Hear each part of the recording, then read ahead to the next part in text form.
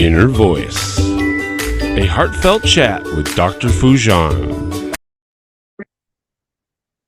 Hello, everyone. Welcome to the Inner Voice podcast, a heartfelt chat with my guests and you beautiful listeners and viewers. I'm Dr. Foojan Zeine. I'm a psychotherapist, an author, and the originator of the awareness integration theory, and it's so good to be with you today. I am excited and honored in this episode that I get to chat with Dr. Stephen Porges. He is a distinguished university scientist at Indiana University, where he is the founding director of the Traumatic Stress Research Consortium. He is a professor of psychiatry at the University of North Carolina and professor emeritus at both University of Illinois and Chicago and the University of Maryland. He served as president of the Society of Psychophysiological Research and the Federation of Association of Behavioral and Brain Sciences, and is a former recipient of a National Institute of Mental Health Research Scientist Development Award. He has published more than 400 peer-reviewed papers across several disciplines, including anesthesiology, biomedical engineering, critical care medicine, ergonomics, exercise physiology, gerontology, neurology, neuroscience, pediatrics, psychiatry, psychology, psychometrics, space medicine, and substance abuse.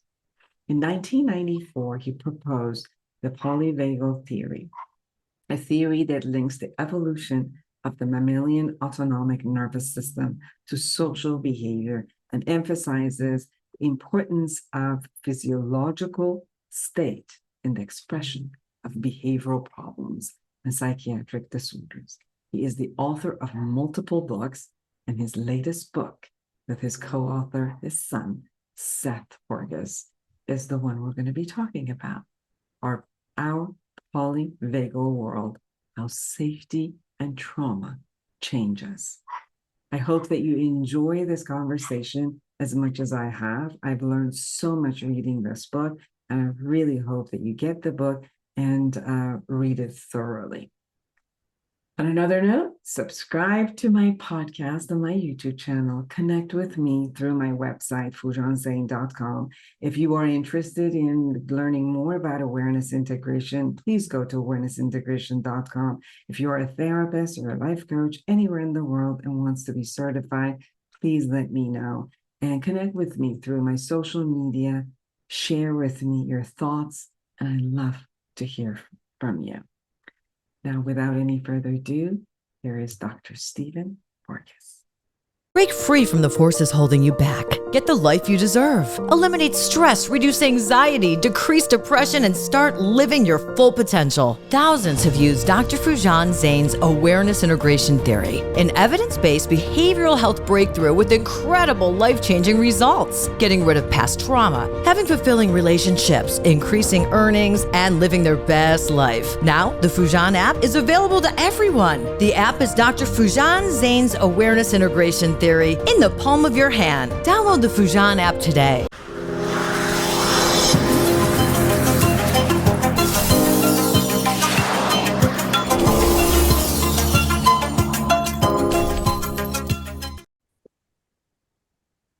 Dr. Stephen Porges, it is such an honor to have you on my show. Welcome. Well, thank you, Foojan. It's a pleasure to be here with you. You, beyond all the books that you have written from the scientific world for the psychologist and the scientific world, you have written this new book. It's called Our Polyvagal World, How Safety and Trauma Changes Us. And I learned so much just by going through it, and I really appreciate it if we could share with our audience about this the concept of polyvagal nerve and what it does and the importance of that. And why is it important for us to look at that? And what is it that we could do to create that safety that you beautifully shared in the book? Well, I'm actually going to separate the story into two parts. One, the writing of a book from a scientist's perspective. Scientists, love ideas, and they love to explore, and they love complication, complexity. And they also kind of have a lifestyle that leads to great frustration just by nature of the profession. So for me, the greatest frustration that I have experienced in my life is to communicate what I have learned. So when you, in a sense, understand certain things that have impact on humanity and on life, you want to share it and you want to learn from others. But the portal of communication is not what scientists are trained to do, nor are they normally comfortable in doing it. So they kind of like become more reclusive, which doesn't help translate ideas into practice. Okay, so that's the first story. The second part of the story is, okay, writing a book. And in this book, what is the principle that I want to convey? And with whom did I write this book with?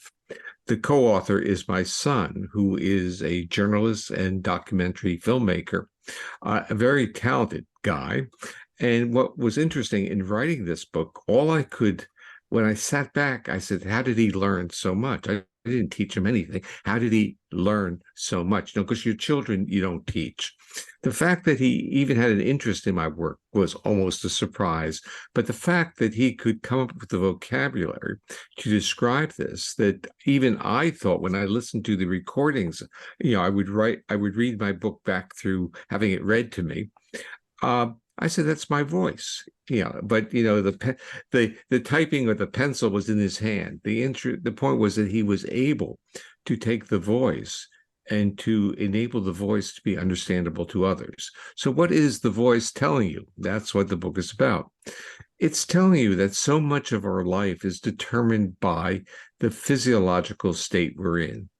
It's a dialectic that we need to come to some type of understanding with this internal battle, this dialectic between our intentionality, how we think we would like to act and behave, and what our body really does. So when our body goes into reactivity, which we all have, we can get angry, we get disappointed, we can be hurt. And then the world looks different to us, feels different to us. And polyvagal theory explains actually the mechanisms through which that is occurring. Our body changes physiological state to support our defenses. And when our body goes into calm state, guess what happens? We become engaging, spontaneously social. We enjoy others. We become more optimistic. But what the secret that had not been shared with too many was that the physiological state that supports health, growth, and restoration is the same physiological state that supports sociality, co-regulation, benevolence, compassion, the good stuff in life. And yet we know that when we are, quote, stressed or anxious, the good part of us is taking a vacation. It's not literally given permission to express itself because the good part feels vulnerable and doesn't want to get hurt. Yes. My own experience had been that I had, even since childhood, when something would scare me, and at times started like getting dizzy and I would faint. And they did all of these different types of, medical workup on me. It wasn't a seizure. They couldn't figure out what it was. And as I grew up, it didn't even need to necessarily be something that was scaring me. I didn't know why these things were happening until I read, not this book, but before the other books that you had written. And it's like a light bulb. Yeah. Even if the food came, my world, because of abuse that I had as a child, I would freeze. Yeah. So even if I had food, or even if I was in an environment that was too much, and because I was kind of dissociating in a sense, not catching it, my body would go into the freeze. And at one point I would just shut down. And obviously I learned how to kind of like capture the concept and create safety for myself so I wouldn't fall down or even go through the whole fainting completely. And it's really worked just to learn what my body will go through if I'm not feeling safe. But as I was going through this book, it was fascinating to me also, because we've kind of by false have learned that we're either in a flight or freeze response, or we're in a calm state. And then through the book, I was also learning that how all of these different ways also work together. So many variations than for us to be in the society. How do we play, or how does just the cooperativeness of the society can create safety for us, and where is it that we can utilize knowingly, awareingly being with our body, the different states, and how we could work together and utilize the different states together versus just kind of automatically doing its work. So that piece was amazing for me. Well, thank you. What we realize is one of the hidden agendas of society is to make us numb, not to feel our body. Sit still, keep working, work through it, power through it. All these things are really signals to our body not to listen to what the body is trying to tell us. And in a sense, from a neurophysiological level, we're dampening the feedback loops that help us stay healthy. And guess what? When you have a life experience of severe trauma, your body tends to learn from that to be numb. And then you start getting the complications. It's not merely that your memories are now blunted. You're not going back and reliving those experiences, but your nervous system has been retuned, and now it doesn't support health, growth, and restoration. So what does that mean? It means you get gut problems, you have fibromyalgia, you get irritable bowel, you express a lot of anxiety symptoms. The body's in the state of defense. You become hypersensitive or hypervigilant. You don't trust people. And now we're describing really a good percentage of the world, right? And we're, in a sense, describing what we teach our children. We teach our children the world's not safe. You can't trust people. You have to always be on the alert. Now, what is that doing to our bodies? What does that allow our nervous system to do? Is it supporting our visceral health, growth, and restoration? And when that's served, guess what happens? We start having a higher level brain processes become available. So we're not focused on, is someone walking up behind me? Do I have to interpret the facial expression of another? Or what was he saying behind my back? Our bodies become now exploratory, and we start organizing on very creative levels. So if we stand back and ask this real question, what would we be like if we were safe enough to be who we are? Just a simple question like that. That we weren't worried about being evaluated, and we weren't worried about being punished, the consequences. And now let's take that into the world we're in. Everything within our world is about evaluation. We go to a physician's, it's all about we're given tests. And then when you look online to see what your tests were, is it like when you were in elementary school, they're passing out the papers? Your body's going through that same thing. Is the test now indicating something that's not positive? So our bodies get into this anticipatory feelings. So what has kind of happened is that even though some of these tests are really totally innocuous and the numbers don't mean very much, the anticipation of getting the results has this profound physiological effect on us. We're just, in a sense, little things mean a lot to us. And so with our kids, we can't just say to them, oh, don't worry about it. It's not important. The body has been retuned and can't selectively say, this is important and this is not important. And, I'm a psychotherapist. I'm a marriage and family therapist. So I work a lot with couples and I work a lot with families in it.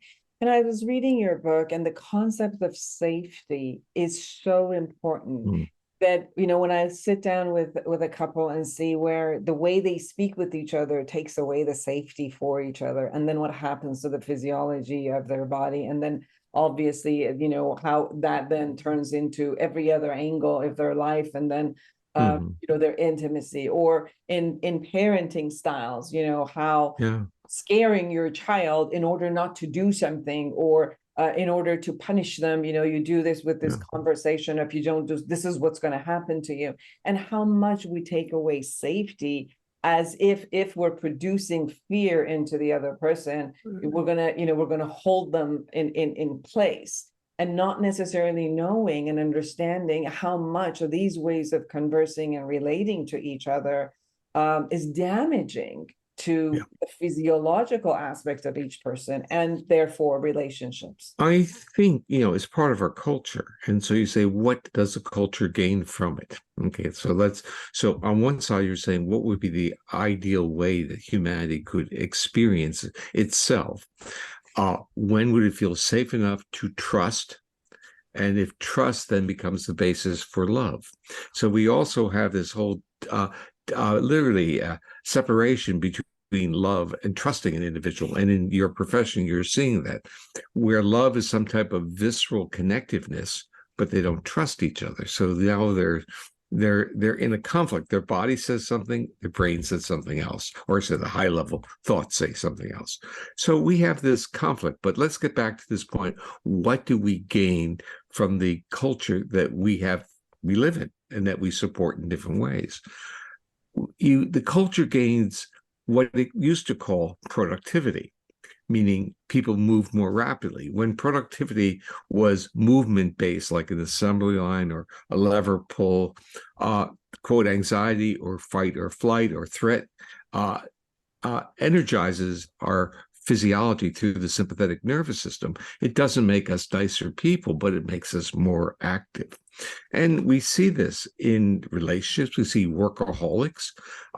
We see it as with a moral or an ethical veneer, saying they're hardworking, good people, and they're doing this for their family, for their kids, for their wife. But what they're missing is they're not asking the right question. What is their family missing by not feeling safe or trusting them in this co-regulatory aspect? So let's kind of back out and rewind literally and say, what is our real responsibility as a human being? Is it to push levers, generate more income? Of course, it's important to have enough to survive. I'm not arguing that fact, that we need to have sufficient, but we're not a society that's figured out what is enough, because we now use having enough as a motivating, I need more. Even the wealthy, the billionaires that we read about, they're not satisfied with being ranked number 8 or 9 or 100. They want to be the top billionaire. They're still under this evaluation.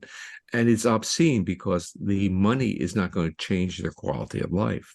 Yes, but based on what you were saying, also from the culture, when you're looking at the media, television, every single the news is, and then also when you're looking at the television shows, it's all about murder mysteries and killing and police and it's interesting that it's consistently feeding fear, and even the big Buster movies are all feeding fear and rage and anger and letting go.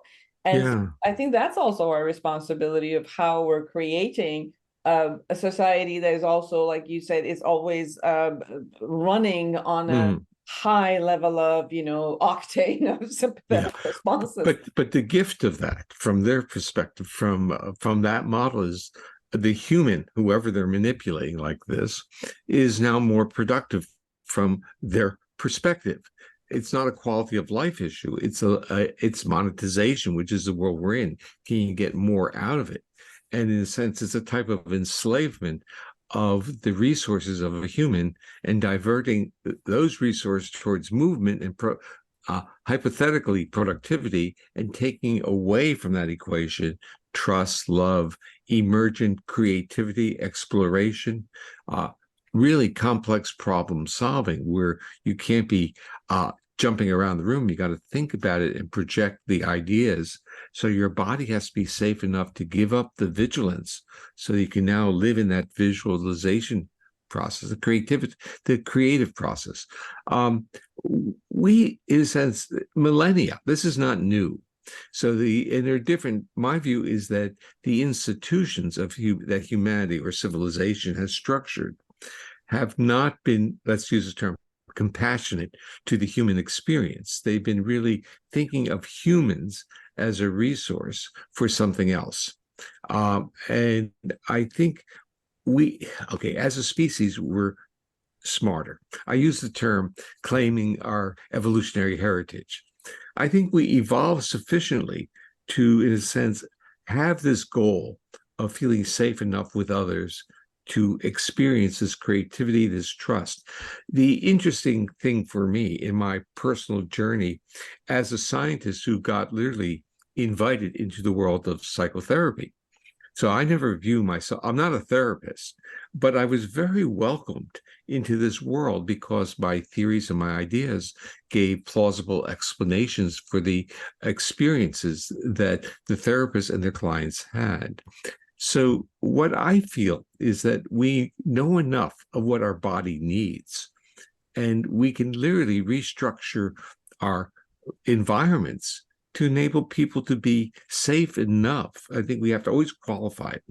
We have to be safe enough. This is not saying you just sit back and people feed you and deal things. Our nervous system likes variation. It likes challenges. It likes tasks. It likes solving problems. We're a curious species. We're a benevolent species as well. But we're not benevolent, and we're not curious, and we're not trusting when we're under severe threat. Then everything becomes proximal. I need to take care of myself. In your clinical practice, dealing with couples, you probably can see that right in front of your eyes, where you can see literally people with great potential, with great loving potential, are really now like this, saying, I need to take care of myself. And they can't, I use the word, stop for a moment and actually understand what their body is doing and how it's signaling and triggering the other person's body to do the same thing. Absolutely. One of the other things that I really saw to me, and it brought a smile to my face, was this concentration on play that is in your book, that it brought, it also shares that, oh, it takes the dynamic of, fight and then the freeze, and it brings all of this together, and it brings it into play, and it brings it into like the intimacy and sexuality. It's another way of playing. And, the cooperativeness into a play form where not only you're active and you're challenging and you're competitive and, you have all of that, but you also have this essence of openness and, the collaboration that happens in play. And play creates safety for us. Play is, again, a word that has been totally co-opted by commercial interests. So you start getting video games to play without, in a sense, the dynamic human interaction of face-to-face and reading other people's gestures. You can go to a playground and you can see which children are excluded from play versus those that are engaged. Those that are excluded are not reciprocal. They literally are on their own. They want to play, but they may actually be hurtful to the people around. They can hurt them. Play is not without vulnerabilities. The interesting thing about play is that and being playful is so you can see it in the face, in the gestures, and in the voice. And that's very polyvagal. It means that this newer mammalian ventral vagal circuit is literally riding or constraining or choreographing the sympathetic fight-flight. So you're mobilizing with play, with facial expressivity.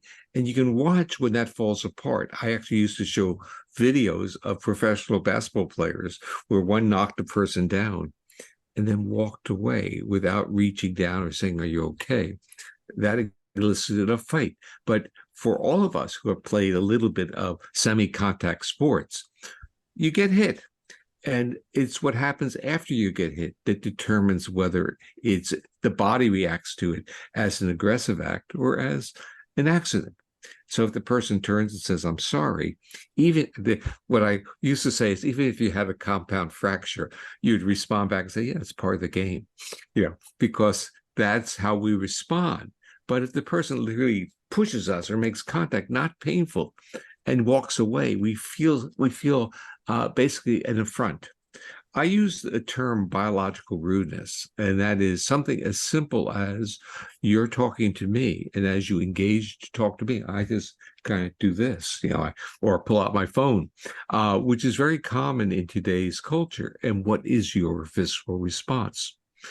And what is the narrative that you build if I, in a sense, become disinterested? As a university professor, I would see this all the time, and it was very interesting to me. I had a very close colleague who was a blind mathematician. He was literally my best friend for over a decade until he died. And I used to walk with him through the math building, and he'd have his hand on my arm. And his colleagues were walking, holding their books in front of their eyes, and walked right into him multiple times.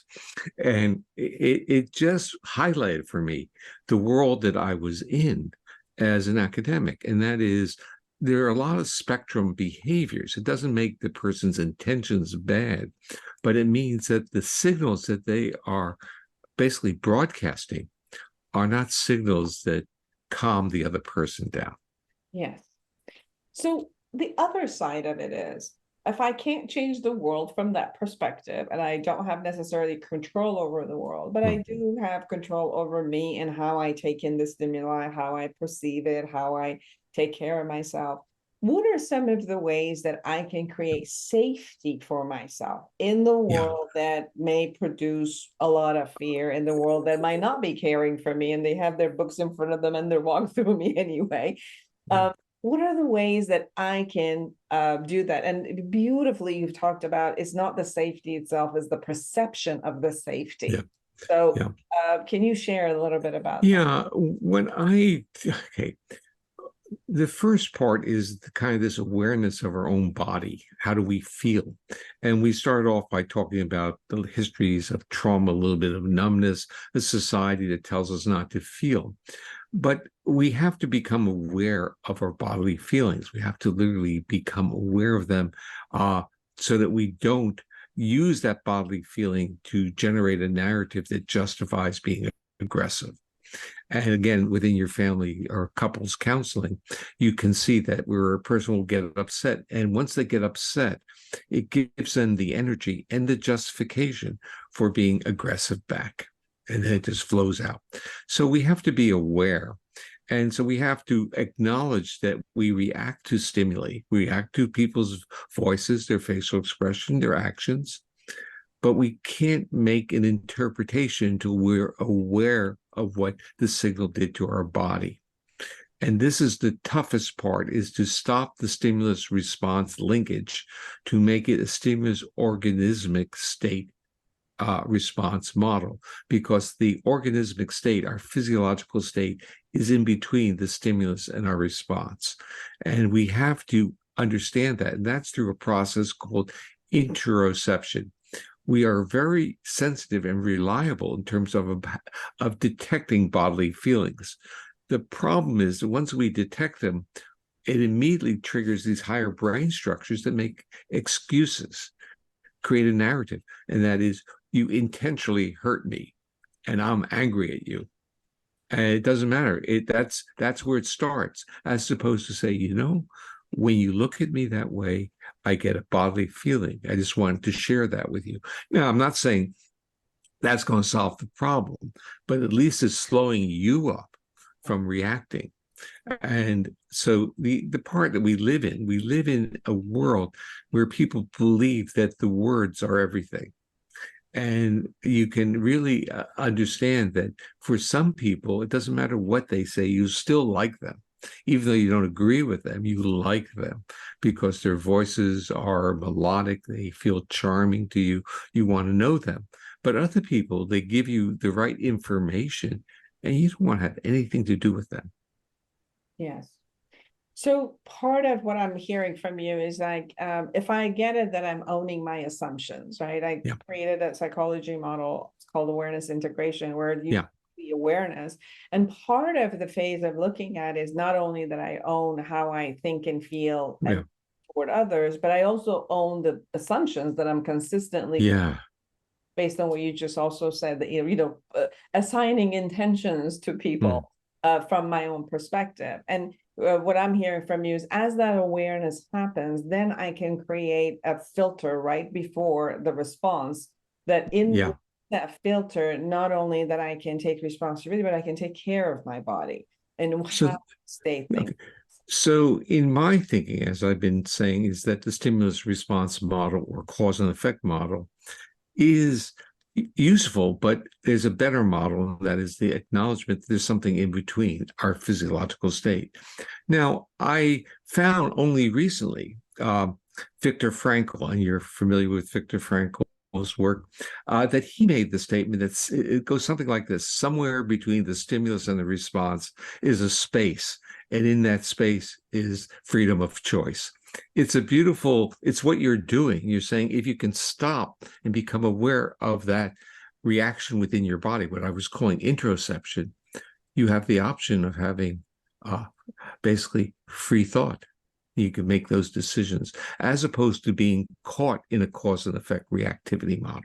Right. And based on some of the things that I read in your book, also that the movement in going toward meditation and mindfulness and all of that really helps to promote that space in the middle where then we could do something for ourselves. Yeah, that's really a good point, because we know enough about how to manipulate that space. One of them, of course, is breathing. Slow exhalations increase the vagal or calming aspect. We know that where we start, that playfulness and movement enable the sympathetic nervous system not to be a problem because it's already contained with the friendship and the relationship with others. So I actually started thinking, because I talked a couple of days ago to play therapists. And as I was talking to the play therapist, I was reminded about dance movement therapy. And I think dance, movement, play, all these therapies, they have a secret that has not percolated all the way into more traditional psychotherapy.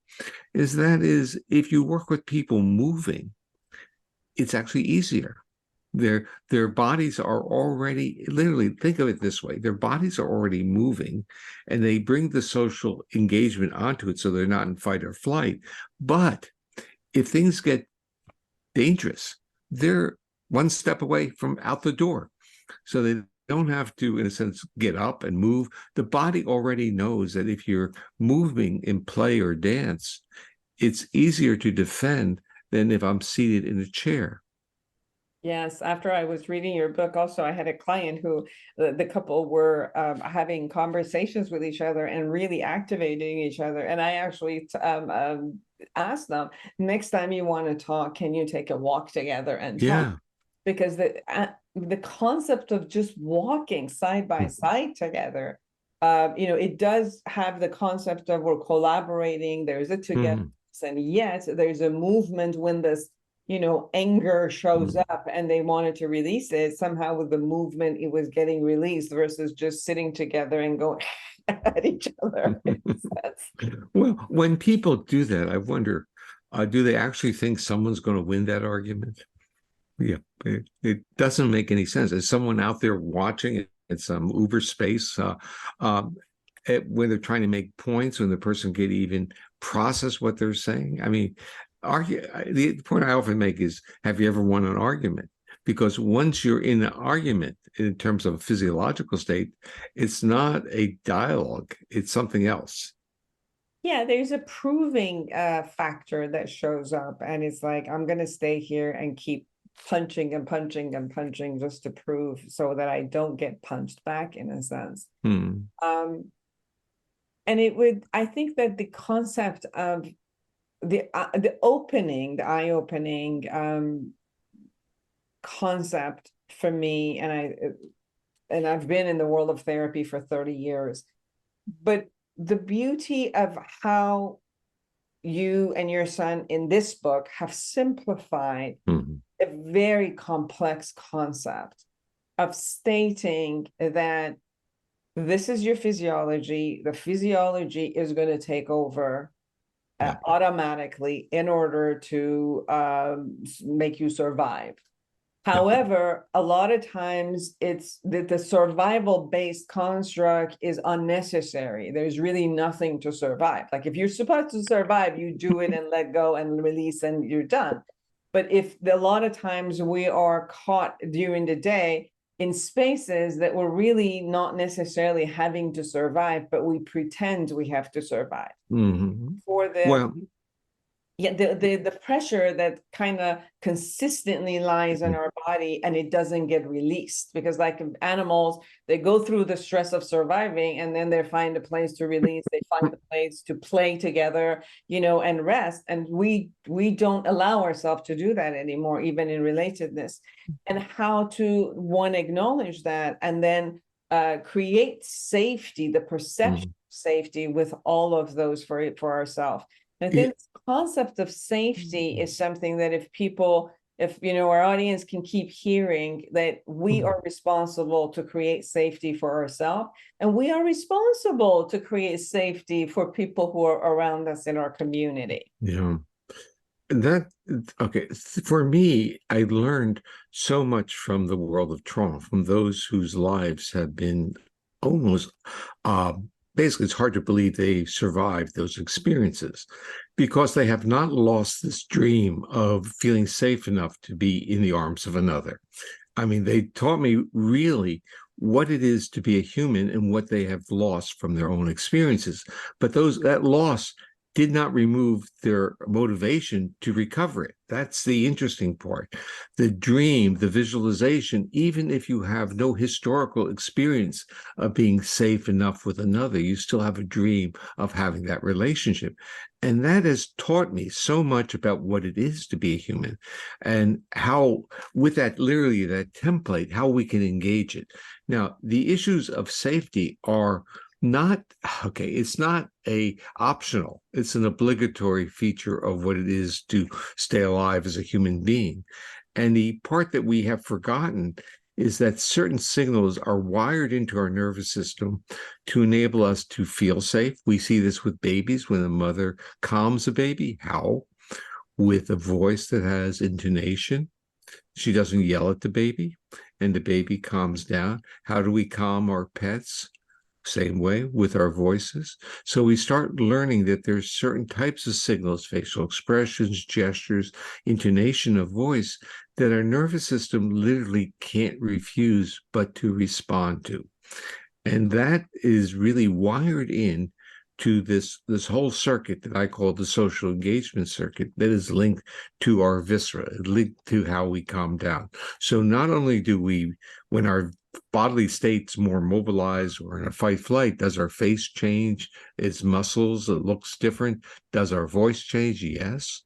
And when a person hears our voice and sees our face, does their physiology change? Yes. Now, if someone understands that and doesn't respond in kind, but now starts using a calmer, more melodic voice, sending signals of safety, what happens to the other person? Well, they're like the dog or the kitten or the baby. They start to calm down because their body is now processing those cues. Different way. Well, everyone, please get the book, Our Polyvagal World, How Safety and Trauma Changes Us. Anything we haven't shared that you really want people to know? Well, I want people to realize that we have the resource in our nervous system to be a compassionate, be a co-regulatory, be a safe species. It's there. We just have to be safe enough to allow these features to express themselves. And in saying that, we have to also understand that when we don't express those things, when our body is really serving these more foundational survival needs with these foundational survival circuits, it's not bad, it's survival. And at times we need to start using top-down visualizations of what our body is doing to help those bottom-up defensive reactions to literally self-soothe and calm. So we're a species that evolved to co-regulate, but our ability to self-regulate is often quite challenged by our environment and by our experiences. So we need trusting relationships, at least a few in our lives. And when we don't have them at the moment, we can have visualizations of ones that we have had. And this keeps a lot of people really regulated, is the visualization of loved ones and very positive experiences. And one of the studies that came out, I'm sure you've heard of the Harvard 100-year study of well-being. And all of that says also the only way that we're fulfilled and happy is having these amazing relationships and as to the people around us. And the concept of safety that you're talking about is the most important factor within those relationships. You're bringing up a very important point, and I kind of call it social nourishment. And that is the neural exercise of using our facial muscles, our voices in this interaction. And that's why play has always been important with children, because there was a lot of face-to-face historically and reciprocal behaviors. Each time we have this reciprocity, this co-regulatory behavior, we're enhancing our nervous system. I'll just reflect back on, I often show a picture of two kittens playing. And when I was in graduate school, I was told they're practicing their hunting skills. Well, only, I would say, within the last 15 years, I relooked at the pictures and realized their claws are retracted. They're not breaking skin. They're playing and they're maintaining face-to-face all the time. So they're doing bites and looking at each other to make sure it's not aggressive. It's really beautiful to watch the play. Dogs do the same thing. They chase each other. They catch the rear leg. They look back at the face-to-face to get an acknowledgement that it's not aggressive. It's play, but it's movement. And they're using their teeth. Yes. Yes. And again, like finishing your book, it was more than anything, a state for me is play, play, play. This words keep coming back to me, is how you could create safety and a way of connecting that is fun, that it creates the safety, but also has movement. Sometimes you just think, okay, I just have to sit here in a meditative state only to create this. And not many people, people with high energy, they can't just sit there and do meditation every day to create safety for themselves. And that was the key, which is for people who work the meditation and sometimes during the day. But the rest of it, even in the most serious concept, to take on the concept of a playfulness, with it automatically brings the safety, and it almost like generates the flourishment of a safety from us and then shares it with the world. I'm going to share one other aspect that's very similar to what you're saying, and that is social eating in a social context. Because the system of eating, ingestion, not digestion, but ingestion, uses all the same nerves that we use for social interaction. So you prime the system. In fact, we do that. Let's go out for a drink. Let's get a snack. You're priming the social system with ingestion. It's really beautiful. And even like if you start thinking about people who have eating disorders, you start realizing they're not eating in a social context. Very much. And I wanted to create what I called an eating club for people with eating disorders. And that is, they could eat whatever they wanted as long as they were on a Zoom with other people, that there was a social context. And I have not done that, but I really invite other therapists to do those things. But I would imagine the need to eat, to calm down through taking food in, is going to be displaced through the social interaction. It has been such a joy to have you. I've met you in the Evolution of Psychotherapy conference, which was in Orlando, December. And I just wish that I could have you on my podcast. And my wish came through. So it is truly a joy and an honor to have you. Thank you. Well, thank you so much for inviting me and spending the time with me. Of course. And for all of you who are out there, create an amazing life for yourself and for everyone around you. Take care of yourself, and until next week, bye. Eliminate stress, reduce anxiety, and decrease depression. Dr. Foojan Zeine's awareness integration theory has helped thousands like you get incredible life-changing results. The Foojan app gives you her evidence-based treatment in the palm of your hand. Download today.